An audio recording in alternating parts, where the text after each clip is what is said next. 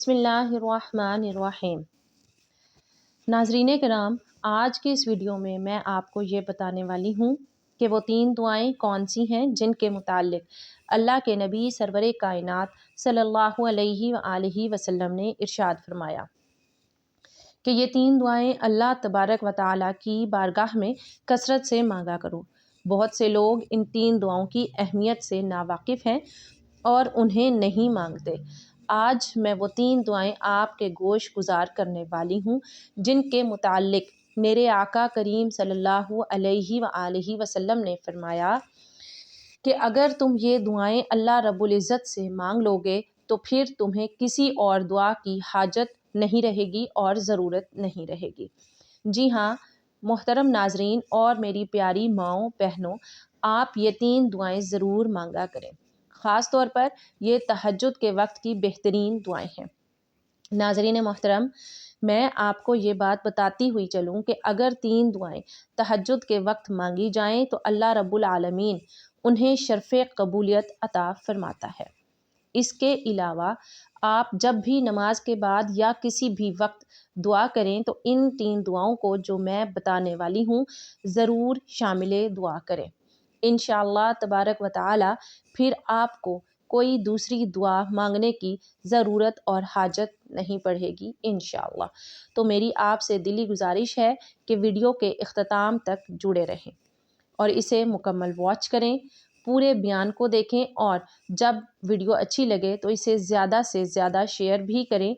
और अगर आप हमारे चैनल पर नए हैं तो इसे ज़रूर सब्सक्राइब करें।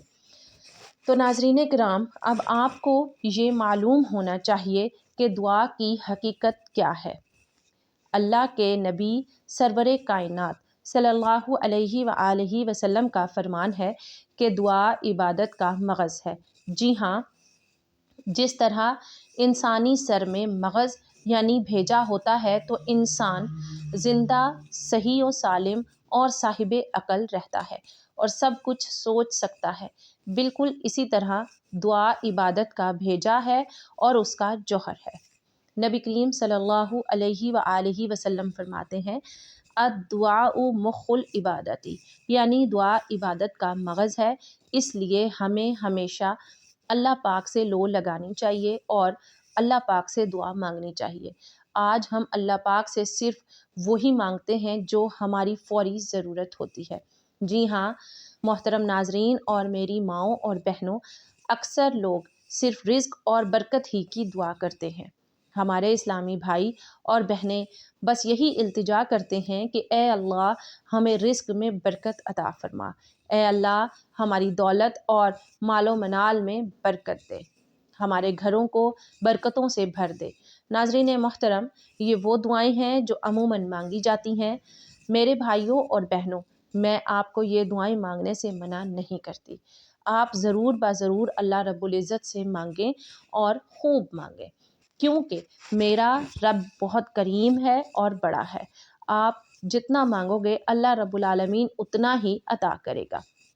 लेकिन यहाँ ये बात याद रखिए कि रिज़्क़ की जो हम दुआ करते हैं उस रिज़्क़ की ज़िम्मेदारी तो अल्लाह रब्बुल इज़्ज़त ने ख़ुद अपने ज़िम्मा करम पर ली है।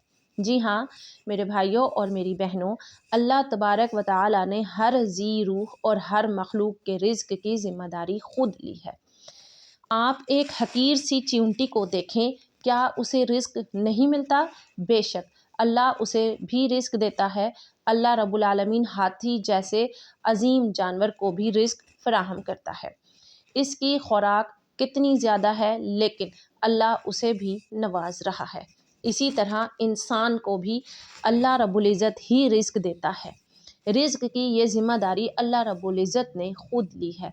इसलिए नाज़रीन मोहतरम, याद रखिए कि अगर कोई चीज़ हमारे नसीब में लिख दी गई है तो वो पहाड़ के नीचे भी होगी तो हम तक पहुँच कर रहेगी, और अगर वो हमारे मुक़द्दर में नहीं है तो ज़बान तक आकर भी हल्क से नीचे नहीं उतर सकती, क्योंकि वो हमारे नसीब में नहीं है। तो जब अल्लाह रब्बुल इज़्ज़त ने रिज़्क़ की ज़िम्मेदारी ख़ुद ले रखी है तो आज हम सिर्फ़ उसी के पीछे क्यों भागते हैं और उसी के लिए क्यों परेशान रहते हैं। محترم ناظرین، یاد رکھیے اللہ رب العالمین نے جنت کی ذمہ داری نہیں لی۔ جنت کے حصول کے لیے ہمیں تگ و دو کرنی پڑے گی، جنت کو حاصل کرنے کے لیے ہمیں کوشش کرنی پڑے گی۔ ناظرین محترم، ہمیں یہ دیکھنا ہوگا کہ قبر اور حشر کے شدائد سے کیسے بچنا ہے۔ اللہ رب العزت نے یہ نہیں فرمایا کہ تم قبر میں آؤ گے تو ہم بلا حساب مغفرت کر کے جنت میں بھیج دیں گے، تو ہم بغیر حساب کتاب کے آپ کو جنت میں بھیج دیں گے، نہیں، بلکہ رزق کی ضمانت دی ہے جس کے لیے پریشان ہونے کی ضرورت نہیں۔ ہاں، آپ برکت اور مال و دولت کے لیے دعا ضرور کریں۔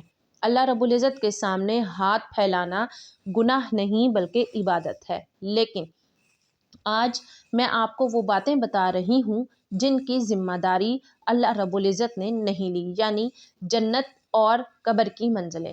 جی ہاں میرے بھائیوں اور میری ماؤں بہنوں، جنت پانے کے لیے عبادت لازمی ہے اور مغفرت کے لیے اللہ رب العزت کی بارگاہ میں گڑ گڑانا ضروری ہے۔ اگر کوئی بڑا یا کبیرہ گناہ ہو گیا ہے تو توبہ کے دروازے کھلے ہیں۔ آپ سنتے ہوں گے کہ فلاں درود پاک پڑھنے سے 80 سال کے گناہ معاف ہو جاتے ہیں۔ بے شک حدیث پاک برحق ہے اور ہمیں اس پر کامل یقین ہے، لیکن کبھی سوچا کہ وہ کون سے گناہ ہیں؟ ہمارے بھائی اور بہن سمجھتے ہیں کہ بس درود پاک پڑھ لیا اور اب سب معاف ہو گیا۔ یاد رکھیے، ان عبادات سے صغیرہ یعنی چھوٹے گناہ معاف ہوتے ہیں۔ کبیرہ یا بڑے گناہوں کے لیے محض ذکر و اذکار کافی نہیں، بلکہ مسجد میں اعتکاف کریں یا خانہ کعبہ کے چکر لگائیں۔ کبیرہ گناہ اس وقت تک معاف نہیں ہوتے جب تک کہ آپ اللہ رب العزت کی بارگاہ میں سچی توبہ نہ کریں۔ جی ہاں محترم ناظرین، کبیرہ گناہ یعنی کہ بڑے گناہوں کے لیے ندامت کے ساتھ توبہ کریں کہ اے اللہ ہم سے یہ بڑی خطا ہو گئی ہے، اے اللہ ہم سے یہ بڑا گناہ ہو گیا ہے، ہم شرمندہ ہیں اور توبہ کرتے ہیں کہ آئندہ یہ گناہ نہیں کریں گے۔ تب اللہ پاک آپ کی توبہ قبول کر کے کبیرہ گناہوں کو یعنی کہ بڑے گناہوں کو معاف فرمائے گا۔ یاد رکھیے، نماز، روزہ اور دیگر عبادات صغیرہ گناہوں کا کفارہ بنتی ہیں۔ اب آئیے ان 3 دعاؤں کی طرف جو آپ نے تہجد یا کسی بھی وقت مانگنی ہیں۔ یہ وہ دعائیں ہیں جو اللہ رب العزت کے نبی کریم صلی اللہ علیہ وآلہ وسلم اور ہمارے ہادی جناب احمد مجتبیٰ محمد مصطفیٰ صلی اللہ علیہ وآلہ وسلم نے اپنے چچا حضرت عباس رضی اللہ تعالیٰ عنہ کو سکھائی تھی۔ حضرت عباس رضی اللہ تعالیٰ عنہ روایت کرتے ہیں کہ میں نے عرض کیا، یا رسول اللہ صلی اللہ علیہ وآلہ وسلم، میں اللہ سے کیا مانگوں؟ تو میرے نبی کریم صلی اللہ علیہ وآلہ وسلم نے جو جواب دیا اسے غور سے سنیں۔ آقا کریم صلی اللہ علیہ وآلہ وسلم نے فرمایا کہ اے چچا جان، آپ اللہ پاک کی بارگاہ میں عافیت مانگا کریں۔ عافیت کیا ہے؟ یہ بہت سے لوگ نہیں جانتے۔ عافیت کا مطلب ہے دنیا اور آخرت کی ہر برائی، ہر بیماری اور ہر پریشانی سے سلامتی۔ حضرت عباس رضی اللہ تعالیٰ عنہ کچھ دن بعد پھر حاضر ہوئے اور دوبارہ پوچھا کہ اب میں کیا مانگوں؟ تو آپ صلی اللہ علیہ وآلہ وسلم نے پھر وہی تاکید فرمائی کہ اے چچا جان، اللہ رب العزت سے دنیا و آخرت میں عافیت کی دعا مانگیں، یعنی عافیت وہ جامع چیز ہے جس میں سب کچھ آ جاتا ہے۔ اگر آپ کے پاس عافیت ہے تو آپ دنیا میں بھی سکون میں ہیں اور قبر اور حشر میں بھی کامیاب ہیں۔ یہ میرے نبی کریم صلی اللہ علیہ وآلہ وسلم کی سکھائی ہوئی پہلی اور اہم دعا ہے۔ اب دوسری چیز جو آپ نے مانگنی ہے وہ ہے شکر۔ اللہ کے نبی کریم صلی اللہ علیہ وآلہ وسلم نے فرمایا کہ اللہ کا شکر بجا لایا کرو۔ جو نعمتیں اللہ رب العزت نے ہمیں دی ہیں، جیسے دیکھنے کے لیے آنکھیں، کام کے لیے ہاتھ اور چلنے کے لیے پیر، یہ سب عطائے الہی ہیں۔ اس نابینا سے پوچھیں جس کے پاس آنکھیں نہیں کہ دنیا کا نظارہ کیا ہوتا ہے۔ اس لیے ہمیشہ اللہ رب العزت کا شکر ادا کریں اور کبھی ناشکری نہ کریں۔ تیسری دعا جو میرے آقا کریم صلی اللہ تعالیٰ علیہ وآلہ وسلم نے سکھائی وہ ہے صحت۔ آپ صلی اللہ علیہ وآلہ وسلم نے فرمایا کہ اللہ سے اپنی صحت و تندرستی مانگا کرو، کیونکہ جب صحت ہوگی تب ہی آپ نماز پڑھ سکیں گے۔ روزہ رکھ سکیں گے اور اللہ رب العزت کی عبادت کے قابل ہوں گے۔ بیماری کی حالت میں انسان کمزور ہو جاتا ہے اور عبادات میں وہ دل جمعی نہیں رہتی، اس لیے ہمیشہ صحت و عافیت کی التجا کریں۔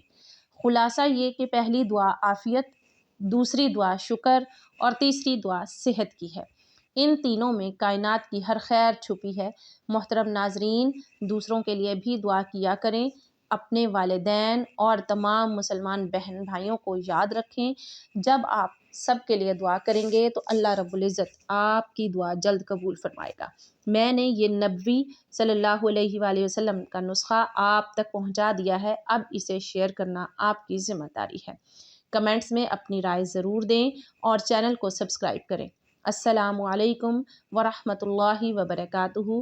اور مزید یہ کہ ہم اللہ تعالیٰ سے دعا گو ہیں کہ وہ ہماری ان چھوٹی سی کوششوں کو اپنے بارگاہ الہی میں شرف قبولیت عطا فرمائے اور ہمیں ان کلمات پر عمل کی توفیق دے جو ہمارے پیارے نبی صلی اللہ علیہ وآلہ وسلم نے سکھائے ہیں، تاکہ ہم دنیا و آخرت کی رسوائیوں سے بچ سکیں اور ہمیں ایسی زندگی ملے جو شکر گزاری اور عافیت سے بھرپور ہو اور تندرستی کے ساتھ اللہ رب العزت کی بندگی میں گزرے۔ آمین یا رب العالمین۔ جزاک اللہ خیرا کثیرا۔